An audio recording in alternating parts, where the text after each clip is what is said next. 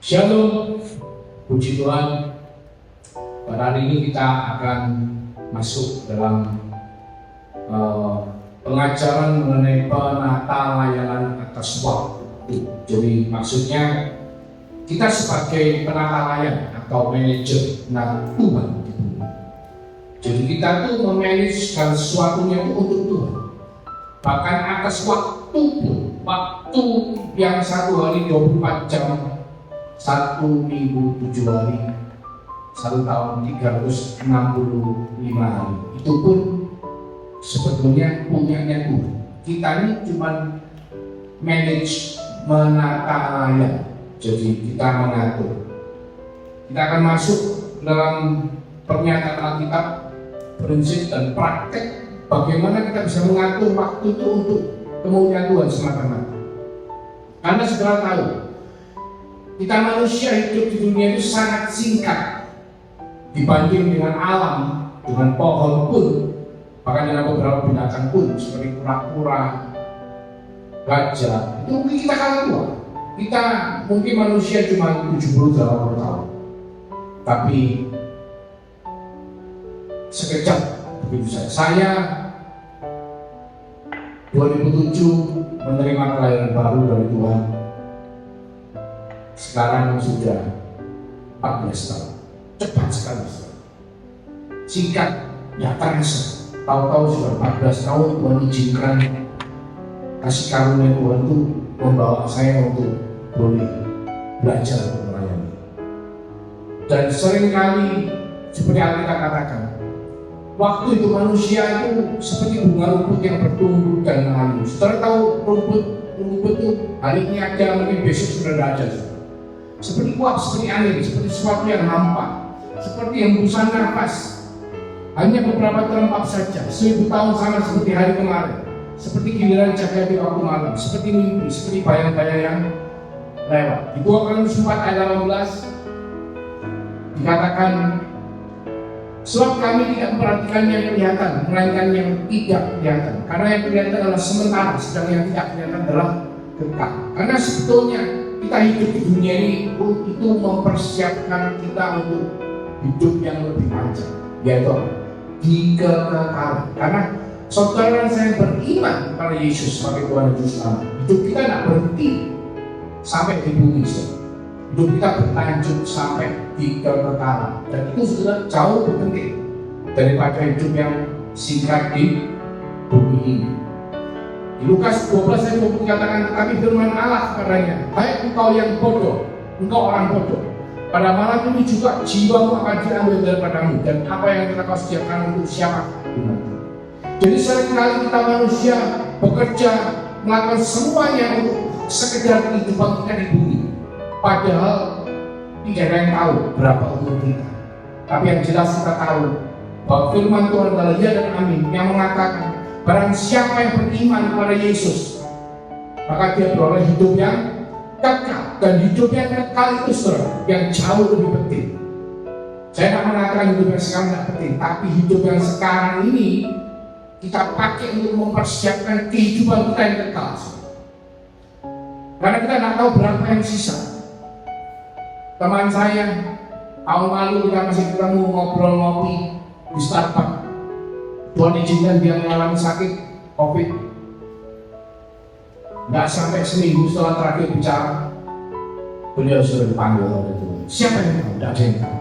Amsal 27 ayat 1 mengatakan, janganlah memuji diri karena esok hari, karena engkau tidak tahu apa yang akan terjadi hari ini. Tidak ada manusia pun satu pun dari kita yang tahu apa yang akan terjadi kemudian. Tidak ada yang tahu.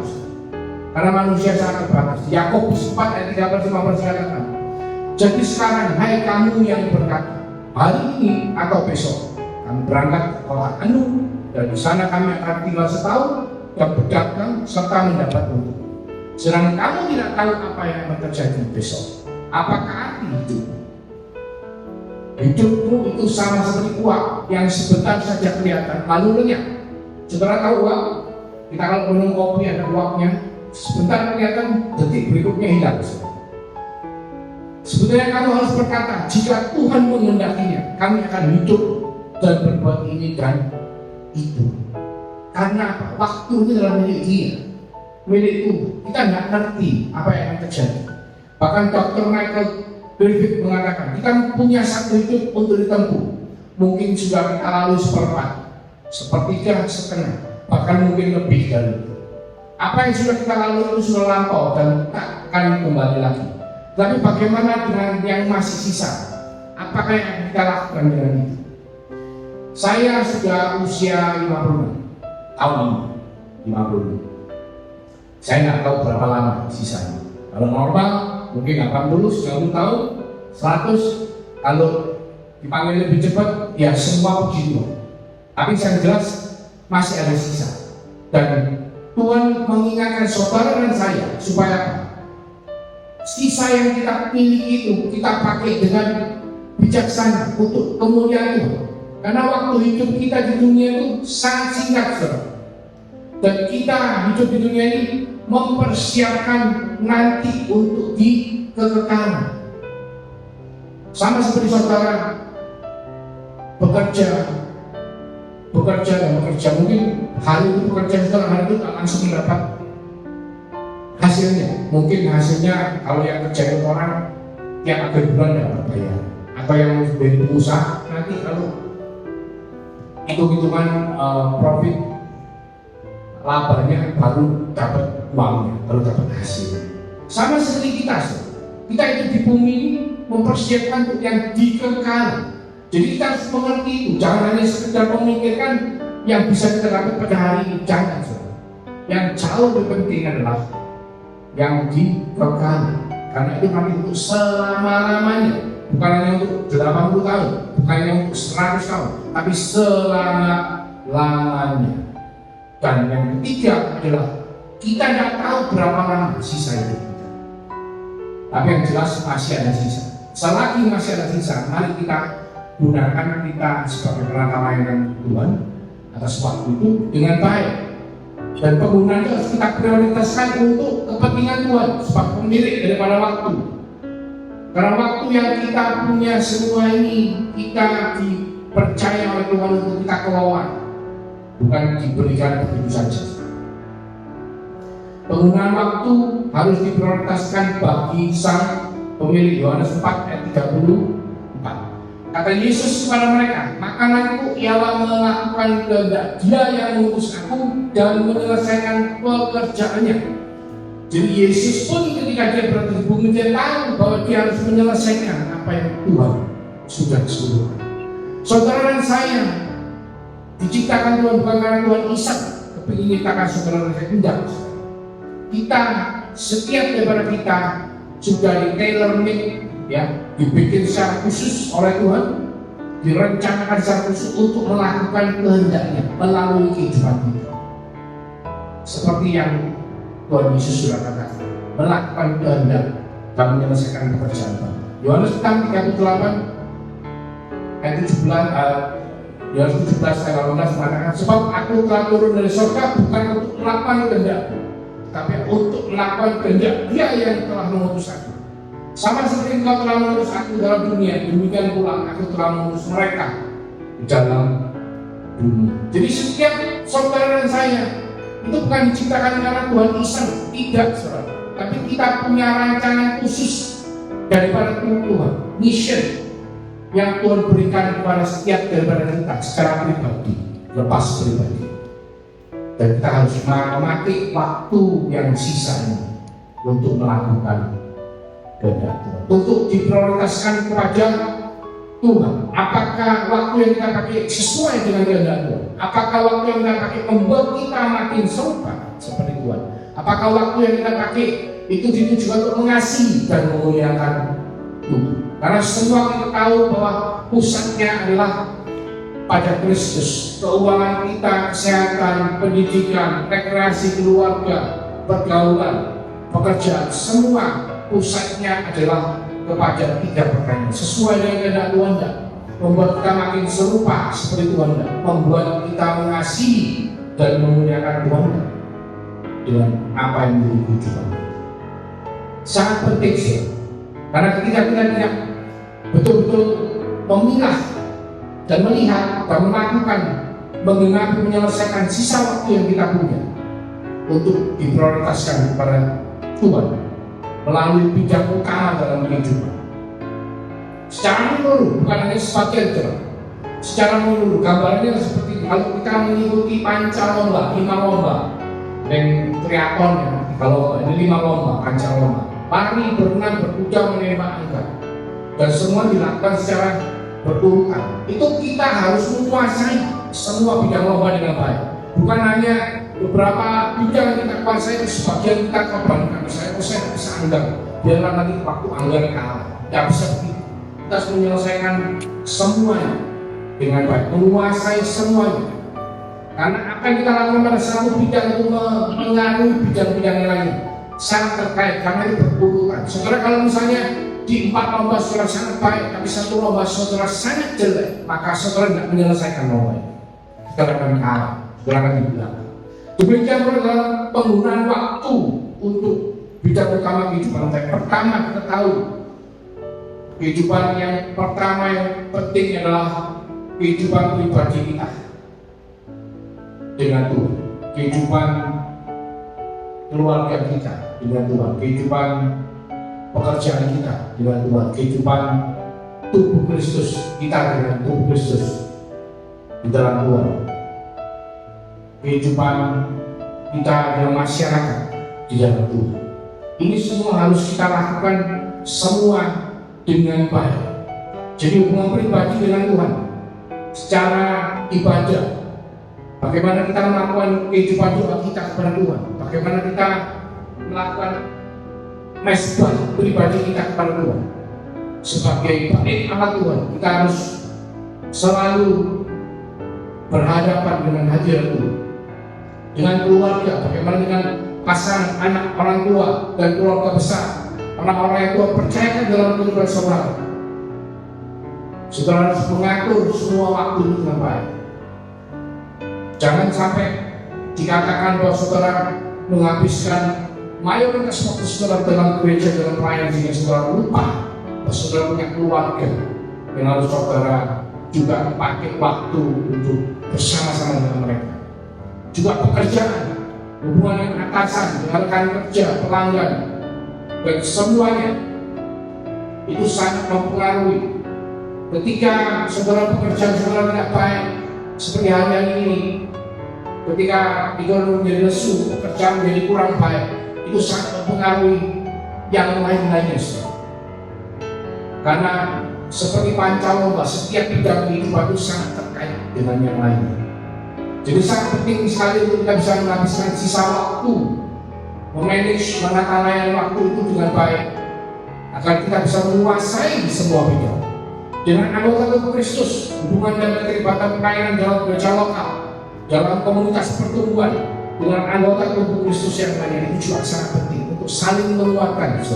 Seperti gereja normal di mana mereka mengadakan persekutuan setiap hari, sehingga gereja itu multiplikasinya luar biasa karena mereka melakukan ibadah mereka, persekutuan mereka dengan anggota tubuh Kristus itu secara rutin. Dengan masyarakat kita sama Tuhan ditaruh di tengah-tengah masyarakat, di tengah-tengah dunia untuk menjadi garam dan terang dunia. Bagaimana hubungan dan tanggung jawab kita kepada mereka, kepada pemerintah, kepada masyarakat luas, itu bisa membawa memuliakan nama Kristus. Dan bidang-bidang itu juga tidak boleh kita lupakan dalam kita menata layan waktu yang Tuhan berikan kepada saudara dan saya.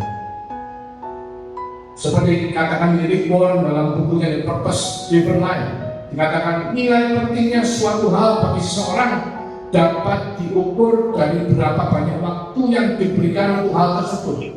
Kalau kita merasa hal itu sangat penting, kita biasanya menghabiskan waktu yang sangat banyak.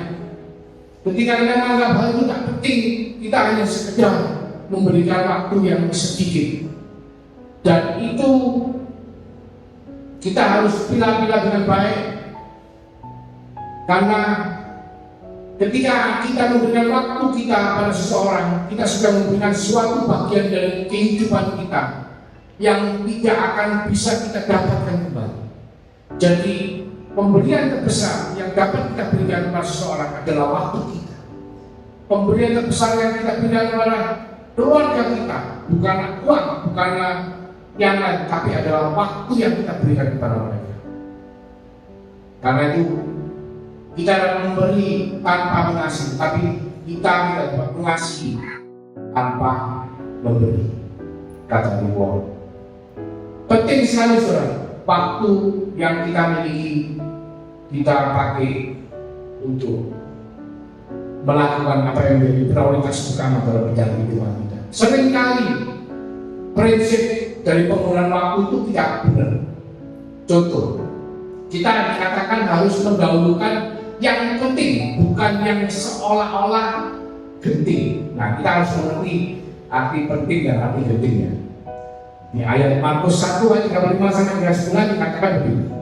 Pagi-pagi benar, waktu hari masih gelap, ia bangun dan pergi keluar. Ia pergi ke tempat yang sunyi dan berdoa di sana. Tetapi Simon dan kawan-kawannya menyusul dia. Waktu menemukan dia, mereka berkata, semua orang mencari engkau. Jawabnya, marilah kita pergi ke tempat lain, ke kota-kota yang berdekatan, supaya di sana juga aku memberitakan Injil. Karena untuk itu aku telah datang. Lalu pergilah dia ke seluruh Galilea dan memberitakan Injil dalam rumah-rumah ibadat mereka dan mengusir setan-setan. Kita lihat di sini. Jadi Tuhan itu ketika mementingkan berdoa, Tuhan Yesus mementingkan berdoa kepada Bapa daripada menyembuhkan orang-orang sakit. Bahkan ketika disusul oleh muridnya, dikatakan bahwa banyak orang yang menunggu untuk disembuhkan. Tuhan Yesus malah ngomong lebih penting untuk memberitakan Injil. Nah, di situ kita lihat bahwa kita harus bisa memilah-milah mana yang harus lebih penting kita lakukan, yang kita prioritaskan terlebih dahulu. Menyembuhkan orang, banyak sekali orang sakit minta disembuhkan, tapi memberitakan Injil itu jauh lebih penting daripada menyembuhkan orang dan mengusir setan.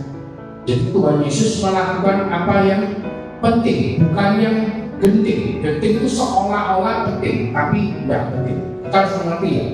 Jadi waktu itu ada hal yang kita kerjakan ada dua kategori ya, penting atau genting. Kalau penting itu suatu aktivitas yang mendukung sasaran-sasaran yang memuliakan Tuhan dalam bidang-bidang utama kehidupan saudara. Jadi memang betul-betul penting, tidak bisa dihindari. Nah, genting ini suatu aktivitas yang bagi kita tampaknya menuntut perhatian segala. Contoh misalnya, saya ambil contoh yang simpel, menjawab WA. Itu penting apa genting? Jawab WA itu genting, saudara. Nah, tapi seringkali orang menganggap penting sehingga kemana-mana WA-nya dilihat terus. Khawatir kehilangan posting, khawatir kalau ada orang yang mengirim message kita tidak bisa langsung jawab. Padahal belum tentu ada kiriman itu dan belum tentu kiriman itu perlu dijawab. Itu namanya genting, bukan penting. Tapi banyak ketika kita menganggap hal yang genting itu menjadi penting, akhirnya kita menyia-nyiakan waktu kita. Waktu yang bisa kita pakai untuk yang lainnya habis untuk melakukan hal-hal yang kategorinya genting. Ya. Sebab aktivitas yang kita lakukan dengan baik dan teratur akan membuahkan hasil yang luar biasa dalam kehidupan pribadi kita, dalam pelayanan kita.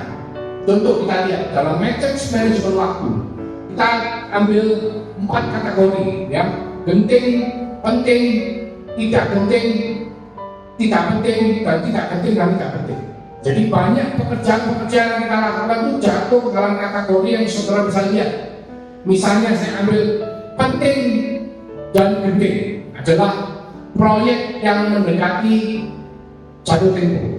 Jadi itu sangat penting dan genting. Genting itu kan mendesak, genting itu kan harus seakan-akan dilakukan langsung.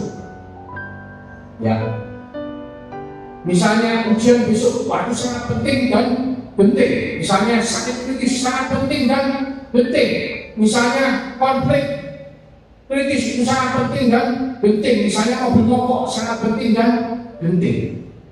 Nah, penting tapi tidak genting adalah perencanaan proyek yang masih baru mulai dan dengan waktunya masih lama. Ya, membina hubungan itu bukan sesuatu yang genting, tapi penting. Membina hubungan itu penting, tapi bukan yang genting. Genting itu maksudnya harus cepat-cepat diselesaikannya. Itu butuh satu proses. Ya, olahraga penting, tapi tidak genting. Karena olahraga nggak mungkin satu kali olahraga orang langsung menjadi sehat. Olahraga itu harus dilakukan terus-menerus dalam jangka waktu yang lama. Rekreasi penting, tapi tidak penting. Ya. Jadi hal-hal ini saudara bisa lihat dan saudara bisa pilah-pilah. Nah, banyak dari kita ketika kita tidak bijaksana, kita melakukan yang tidak penting dan tidak penting. Betul. Buang-buang waktu terlalu banyak ngobrol di telepon, WA, chatting di grup ya. Grup chatting kadang-kadang sampai ribuan, ya sampai ratusan. Itu terus kita terus terlibat dari pagi, siang, sore sampai malam. Itu hal yang tidak penting dan tidak penting ya. Nonton TV, mainan game, aktivitas pelarian yang seringkali menghabiskan banyak dari waktu kita dengan tidak efektif. Ya, banyak juga kita melakukan hal yang penting tapi tidak penting. Ya, interupsi karena beberapa telepon email yang ternyata tidak perlu. Jadi waktu kita mendengarkan misalnya di gereja kita mendengarkan firman Tuhan. Firman Tuhan yang penting, ya, merenungkan. Tapi kita bingung jawabin WA, melihat postingan, itu tidak penting, tapi kita merasa penting, kita merasa harus langsung jawab, padahal tidak penting. Seringkali kita dalam kehidupan ini melakukan hal seperti itu, dan ini adalah penakalayan waktu yang seringkali kalau kita tidak sadar, kita itu menghabiskan waktu secara sia-sia. Kita lihat orang yang sering melakukan hal yang penting dan penting, yang itu adalah penunda, yang maksudnya ya kita lihat semua ya dari grafik yang kita alami. Melakukan penting dan tidak penting, kita harus fokus pada hal tersebut. Contohnya olahraga, kita harus fokus kepada hal yang kelihatannya tidak penting tapi penting. Olahraga, kita berolahraga, kita harus memprioritaskan hal tersebut. Itu yang paling utama. Perencanaan terhadap proyek yang tengah waktunya masih lama. Mungkin perencanaan terhadap sekolah kita kalau kita masih sekolah, perencanaan terhadap kemajuan perusahaan kita kalau kita pengusaha, perencanaan terhadap pendidikan kita kalau kita masih ingin belajar menjadi seorang yang lebih berpotensi lagi. Kita harus fokuskan kepada itu, melakukan hal yang penting tapi tidak penting sekarang. Bukan nanti misalnya mobil harus ada perawatan, itu penting tapi tidak penting. Kita tidak melakukan perawatan dengan baik, kita tidak pernah ngecek mesinnya, kita tidak pernah ngecek rodanya, sehingga pada waktu kita mau pakai mobil itu jadi mogok.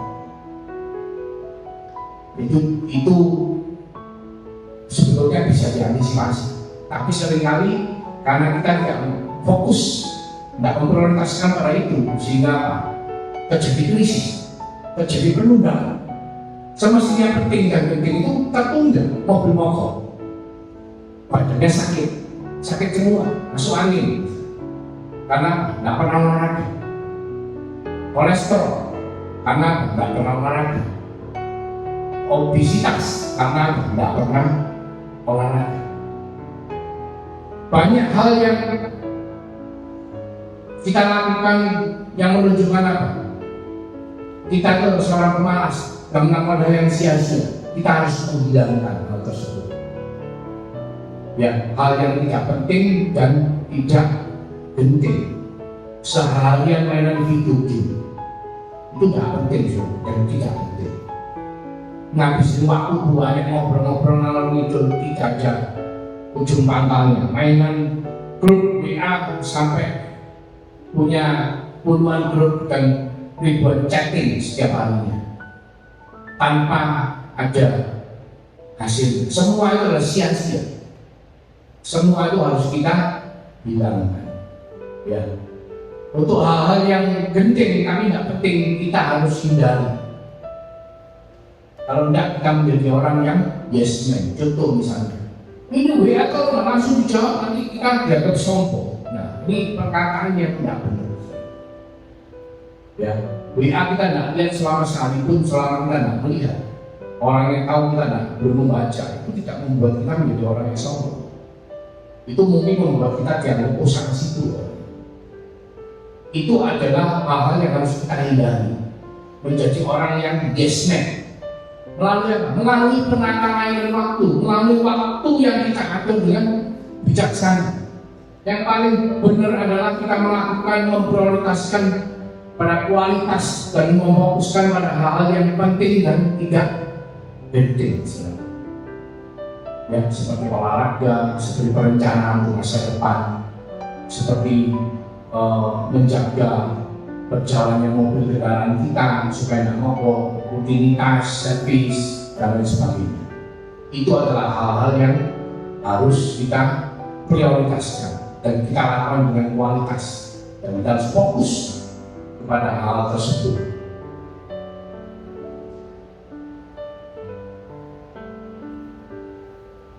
Kita seringkali kurang mendahulukan yang utama, tapi kita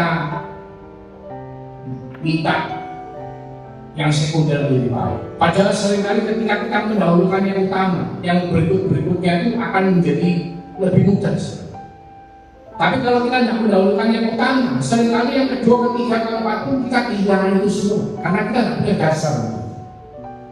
Jadi penggunaan waktu harus diprioritaskan bagi kepentingan pemilik, yaitu Tuhan. Penggunaan waktu harus diprioritaskan dalam bidang utama kehidupan kita. Mana yang lebih utama? Keluarga kita, hubungan pribadi kita, pekerjaan kita, atau teman-teman kita. Penggunaan waktu harus diprioritaskan pada hal-hal yang penting, misalnya kesehatan kita, misalnya keluarga kita, misalnya hubungan pribadi kita dengan Tuhan. Ya, jadi sangat penting kita praktek bagaimana menggunakan sisa waktu kita dengan efektif. Karena di Efesus 5:15-16 dikatakan, karena itu perhatikanlah dengan seksama bagaimana kamu hidup. Janganlah seperti orang bebal, tapi seperti orang arif. Dan pergunakan waktu yang ada, karena hari-hari ini adalah jahat. Di Yohanes 9:4 dikatakan, kita harus mengerjakan pekerjaan Dia yang mengutus aku selama masih siang. Akan datang malam di mana tidak ada seorang pun yang dapat bekerja. Saudara tahu ada lagu yang mengatakan bahwa kita harus hidup itu untuk melayani, ya. Karena selagi kita masih bisa, nanti pada waktunya kita sudah tidak bisa. Kita tidak tahu berapa lama lagi waktu kita. Mungkin secara umur kita masih punya belasan tahun, puluhan tahun, tapi secara kenyataan tidak ada satupun yang tahu. Kita tahu pandemi membawa begitu banyak korban seluruh dunia. Bahkan secara pribadi, keluarga saya banyak terdampak, banyak meninggal, teman-teman saya banyak meninggal. Tanpa ada satu peringatan, bahkan kita tidak pernah berpikir, tapi Tuhan punya rencana yang lain. Karena ada dua waktu yang harus kita perhatikan, yaitu Kronos dan Kairos. Kalau Kronos dipakai 54 kali, Kairos dipakai 85 kali di dalam Alkitab. Kronos adalah dipakai untuk istilah waktu yang berurutan secara berkesinambungan dalam detik, menit, jam. Itulah waktu yang berjalan. Sedangkan Kairos adalah waktu Tuhan. Itu adalah suatu kesempatan atau hal yang terjadi karena waktu Tuhan.